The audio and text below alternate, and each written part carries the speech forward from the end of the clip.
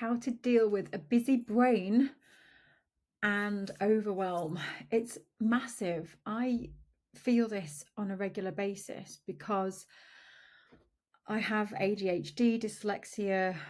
My working memory is small, the capacity of my working memory. And so I find that my brain gets very, very overwhelmed quickly. And especially in today's world where we are bombarded. But it's not just about that for me either. It's an absolute sensitivity to stimuli as well.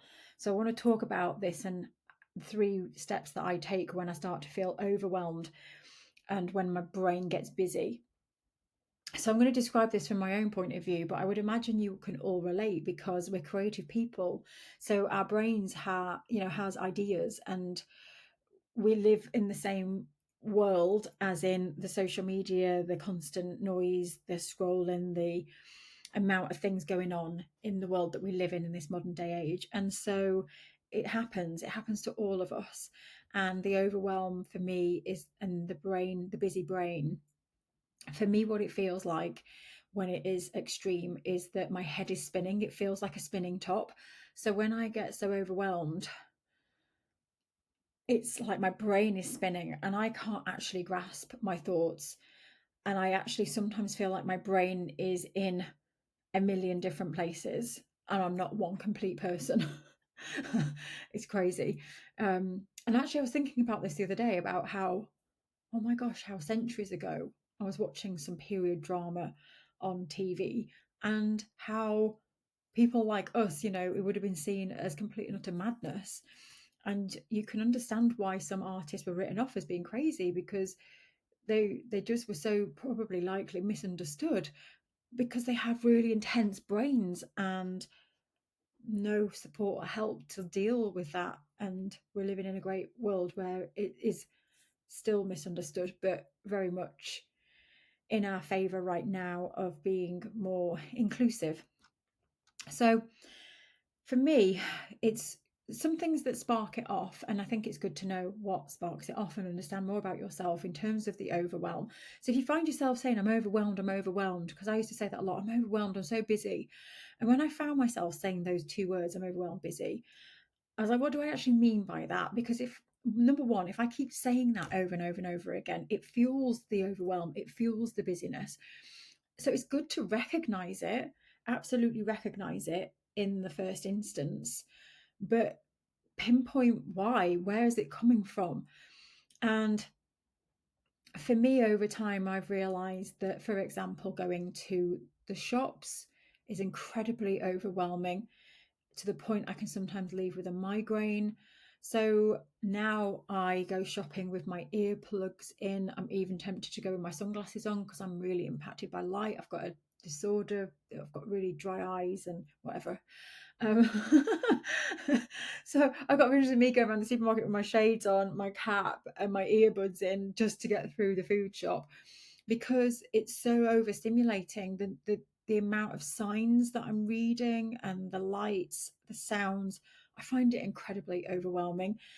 And I think as I've got older too, it's more impactful. So we went to a open market evening not long ago and it was just so loud and I just couldn't bear it. It's almost like when I'm in that situation, my brain shuts down. And when I say my brain shuts down, it is like the spinning top. It's spinning so much that I can't grasp anything. I can't even like have a conversation because my brain's gone. It's melted. And so I can identify now in those situations. It can even sometimes happen to me if there's multiple conversations going on. And it can happen sometimes in my one-to-ones. So in my one-to-ones, because I work one-on-one sometimes, not very often with people. And if someone's on a download, I have to be careful sometimes because it can make my brain spin.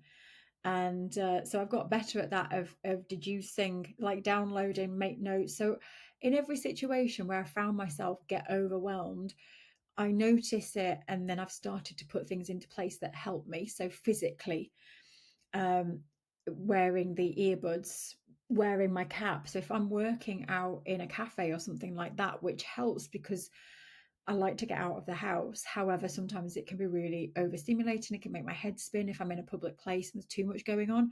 So I wear a baseball cap just to diffuse. It's like a diffuser. So I found these practical ways of dealing with overwhelm and busyness. And so that's the first step I take, is reducing the overwhelm. Now, if it's a situation where you've got a massive to-do list, you've got deadlines, you're feeling overwhelmed, the same thing can be applied where it's about reducing it. It's about stopping. As soon as you feel your head go to that place, it's stop, pause, leave the to-do list and just step away. So whatever situation I'm in where I get that feeling, and hope I would like to try and reduce the feeling straight away before it gets to the spinning top, but I haven't mastered that quite yet. Um, so yeah, it's about reducing it, moving away from it, and then getting myself back into that state where my head is level again, and I can then make a decision. And the next decision then is to work out my next steps, which could be in the supermarket. What's the next thing on the list? It could be in terms of all the projects that I've got, massive amounts of projects going on, and it can get really overwhelming. And so I take a break, take a step away from it, and then look at my calendar, figure out what is the next step. And so I'm reducing and then focusing, working out the next step always. So if I'm overwhelmed, it's looking at why and how can I bring this down to the very, very next step.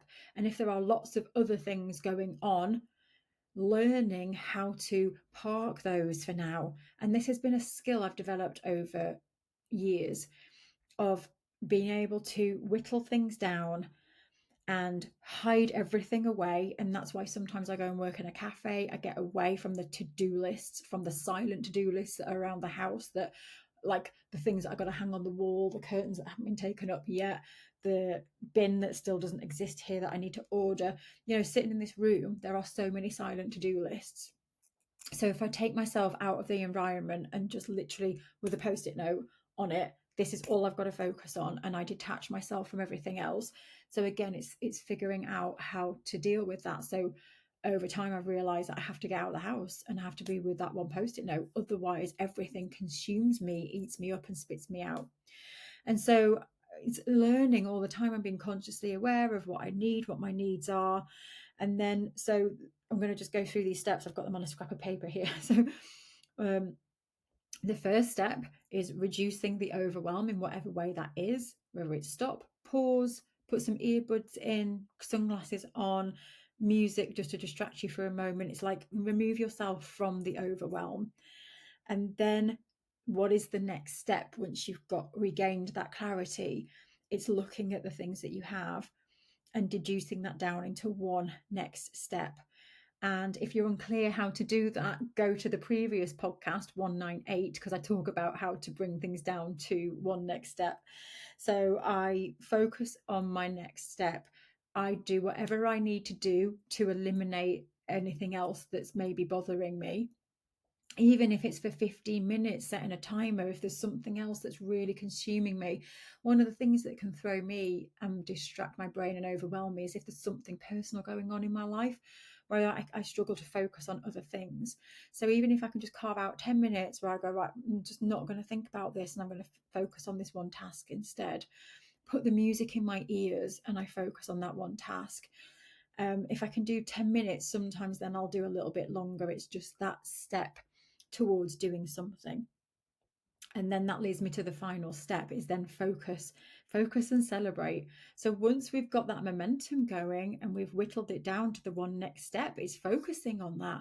And I like to start with little tiny increments, 5-10 minutes, and then extend it, and then figure out when I'm next going to do that task. And then if I've got the capacity, bring another one in and celebrate. So as soon as I've done that task, celebrate it. You managed to find a way to do the food shop by putting your earbuds in and putting your cap on, and you got through it without your head spinning. You were struggling to even make a next step, and you did 10 minutes on that artwork that you've been putting off. Celebrate it. And celebrating it can mean anything, like coming to our community. We always celebrate our wins. Every month we do a review plan do session together. We look at the month just gone. We plan for the month ahead. We take time to celebrate our wins, always, because they're important. And that's part of this. It's recognizing that along the way, and also pinpointing. And that's another thing we do in our membership, is we learn from all of this. We learn why something was hard. We learn why it went better next time, and we do more of what works and less of what doesn't. Thank you so much for joining. I'd love to know in the comments below over on social media. Let me know, is this something that impacts you? Do you get the spinny brain? I'd like to know how it impacts you. How would you describe your overwhelm? And do you have any tips for us on how you deal with overwhelm? I'd love to hear. We could share the tips, because I'm all ears for how to cope with this topic. So thank you so much. I'll see you next week. Bye.